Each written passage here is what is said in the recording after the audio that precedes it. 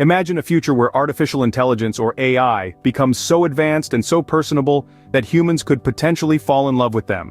Sounds like science fiction, right? But it's closer than you think. AI is evolving, with capabilities for deep learning, emotional recognition, and even conversation. They can now mimic human responses, learn from interactions, and adapt to our needs.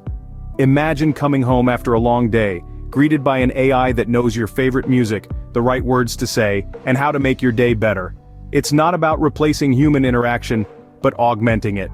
In the realm of sports, AI could be the ultimate coach, providing personalized training, understanding your strengths and weaknesses, and pushing you to reach your peak performance. Could you fall in love with such an AI? It's a profound question, one that challenges our understanding of love and companionship.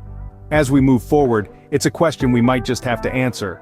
Remember, the future is not set in stone, it's created by our actions today. So, keep an open mind and brace yourself for an exciting future.